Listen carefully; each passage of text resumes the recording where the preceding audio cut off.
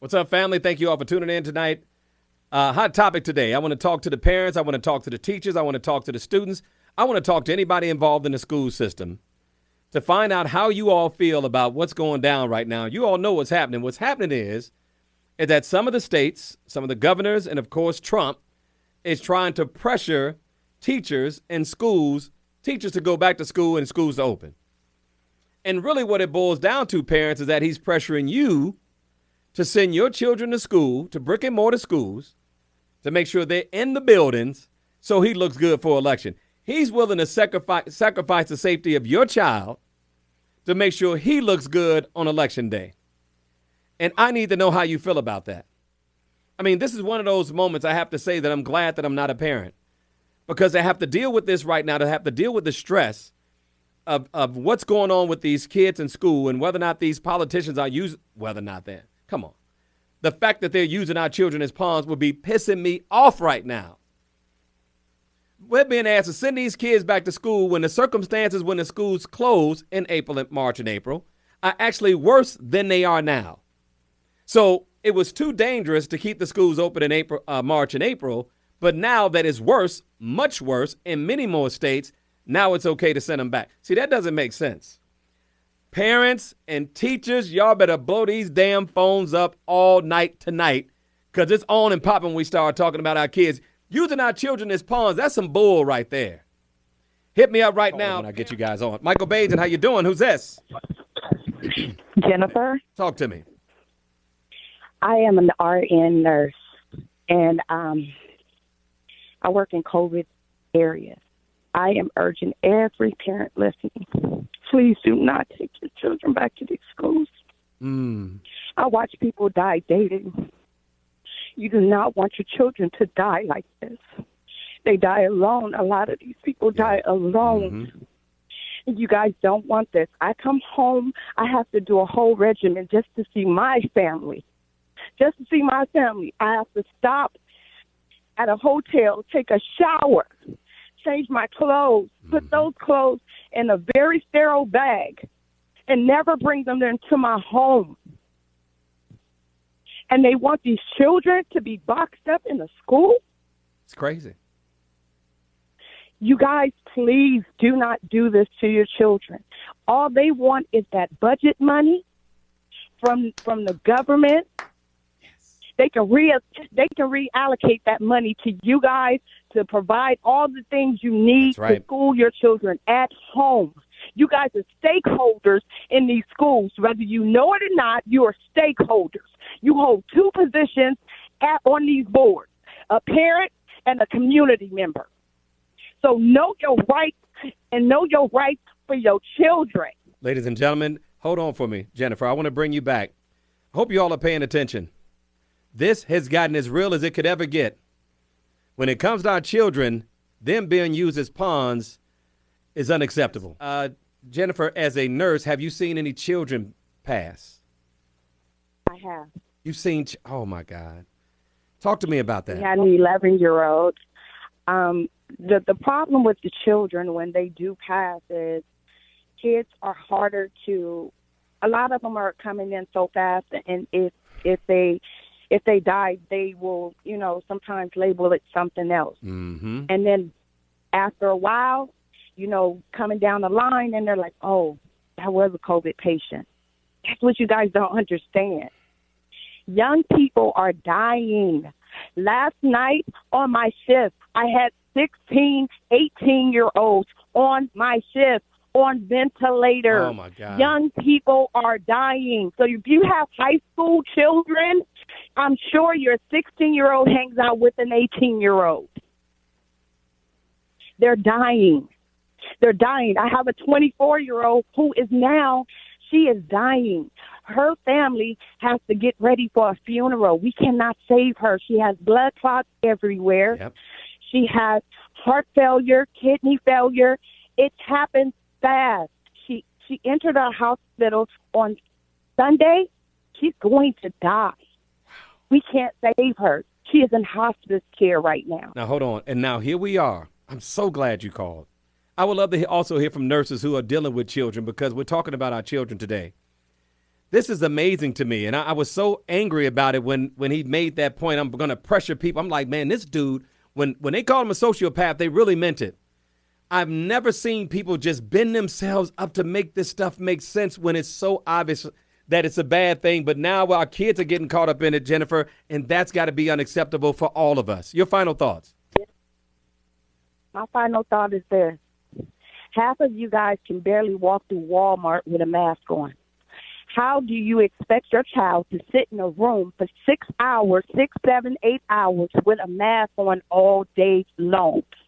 Do you really think that taking a temperature is going to make a difference? It's not, because half of the patients who are asymptomatic do not get a fever. That's right. And another thing about the whole temperature thing, let me tell you something.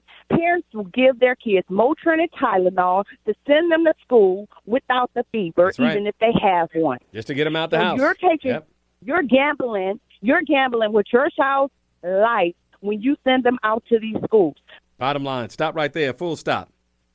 Jennifer, thank you very much for that. We needed to hear your passion. Hey, Dr. Faith, how you doing?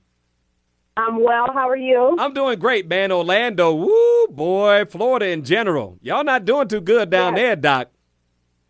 No, we're not. There's a lot of pressure on the teachers, so we've been having a lot of school board meetings. I'm in the district office as we speak, and our governor, DeSantis, requires that the students, of course, return full-time in August. Yep. The concerns that we have is that there's billions of federal dollars that were talked about that goes to the students' Title I special needs. And there was a research done by American Federation of Teachers that recommend that at least $116 billion start the reopening of our schools.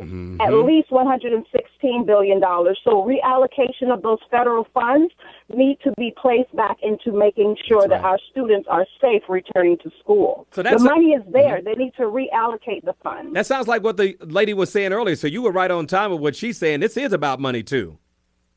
It is about money. I really do think it's about money. It's a dog and pony show, and we want to make sure that we're the state that has everything in order, even if it's at the risk of the health of our children. But I believe, because we've been talking about this via social media and other platforms too, parents should also be empowered to know their options. What are the school districts offering as an option to your students' warm body sitting in that seat? So you should know what your options are. And if digital learning is going to be an option, then the school should make sure that every student has a device in hand so that they can access their learning. So it has to be equitable and accessible for each student. Hey, Dr. Faith, let me ask you this. This is the question that I've been wanting to ask the administrators and the teachers. So teachers, you all can answer this. Is it possible, under the circumstances that we're under right now, with the numbers that we have, in Florida, oh my God, Texas, forget about it, that we can actually have children in school and be safe? Is that even possible? It's possible if we reorganize the way we do school. If we are going to be required to have our students in the state of Florida, the policy is X amount of hours, 900 hours to 650 hours for elementary students. If we're going to meet that quota, which is state statute, that they must be in school in that session, we need to have rotatable schedules. We need to have digital access so that possibly one day there could be a school shut down. We could have rotation of grade levels depending on the subject areas. And then also there's a lot of buildings within school districts that can be refurbished. Utilized, right. But then also there's testing. See, this is the thing that I think that's upsetting parents, and I got to let you go, Doc, because I got so many people on hold who want to get in on this conversation. There's no plan. And the parents are sitting here going, wait a minute, this is my child. What is the freaking plan? And there's no plan. Hey, Doc, I got to keep it pushing. What is the plan? You're not going to be sending these kids off into these schools. Parents who are responsible ain't having it. That's right, I said ain't. Michael Bay is in the house with Gina. Gina, what's up? How you doing? Hi, Michael. I'm okay, in spite of. I know. And you're in Texas, too. Man, oh, man, oh, man. So yes. What are they saying about schools in Texas? They are wanting to start back in my district, I'm told, on the 17th of August. That's right around the corner. Yes. What do you and think? I have a 16-year-old. No. I'm not interested. I have a daughter who graduated last year, and she does have sickle cell. I'm not Oh, my God. interested. I work in healthcare also, so I know how hard it is. I'm strict on my kids. Only necessary if we have to leave the house. You know, one thing that's No. upsetting me is that they're treating this casual like they did with the businesses opening. You know, this is not business. These are our children we're talking about here. I'm going to pressure them to open up the states. Dude, who do you think you're talking to? You're talking to parents No. who are looking at you like you a fool. That's how parents looking at him. Go ahead. He is a fool. I mean, I don't understand. I mean, I know he wouldn't send his. How about that? I mean, him to die. I don't think so. It's not happening on my watch. I love your directness, man. We got to keep it real about this, Gina. Thanks for hitting me up. I got my girl Rhonda on the line. What's up, Rhonda? How you doing? I'm good, and yourself? I'm doing great. Your thoughts? My children are grown now, but I have grandchildren. And I've told my daughter she cannot send them back. If need be, I will homeschool my children, my grandchildren. Now, where are you? I'm in North Carolina. No, how's the infection rate in North Carolina? We had over 600 and so new cases overnight, 24 hours. We are full to capacity. I work in the healthcare field, full to capacity. It's very taxing. I would take off work in order for my children, my grandchildren, to be homeschooled. You know, it's funny because it's not like these schools have this sophisticated air conditioned system, right? It's not like we have, doctors who are going to be testing the kids every day they come in.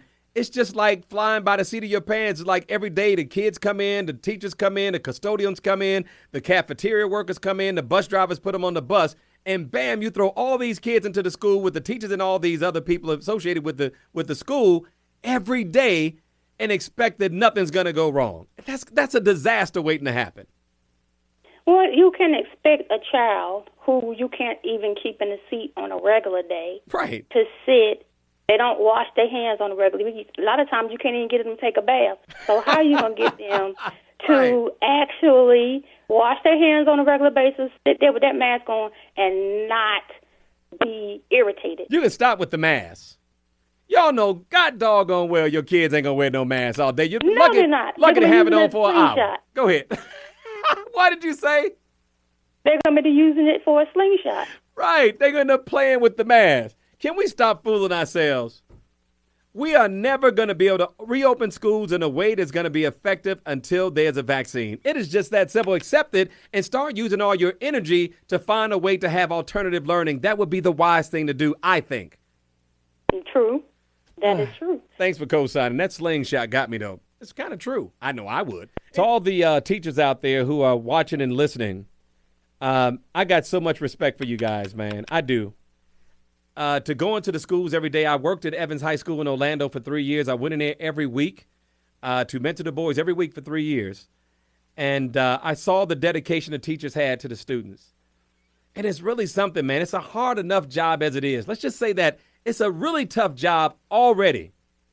So now that teacher has to get up every day worrying about her health, in addition to worrying about the children's health, in addition to worrying about her family's health. That's too much. It's too much to ask. Same thing with the custodial workers and the cafeteria workers and the bus drivers. They should have been spending this time working on a very effective plan for alternative learning, or making sure that if they had to bring them back, they had a plan. You may not have a plan for these businesses and jacking up all the banks and all these corporations, but you damn sure better have a plan for our kids. You're not going to not have a plan for them. Playing politics, trying to get paid, and putting our children on the front line at risk. No. One thing I know from leading the march for the Jena 6, one thing I know from sounding the alarm for Trayvon Martin, that all started right here. Don't let nobody tell you different, right here. And also, for being out here with the 1 Millions campaign to save our kids. People don't play when it comes to their kids. Don't play. You want to see Trump come up against it? You want to see these Republican governors come up against it? Start messing around with people's kids and see what happens. Don't play. Don't play. All right, family, thank you all for hanging out. Enjoy your evenings. I'll see you guys back here tomorrow. And parents, please, you got a choice in this. Don't let this idiot bull you. Don't let this idiot bully you. He got a lot of bull, too. Take care, family. I'm out of here.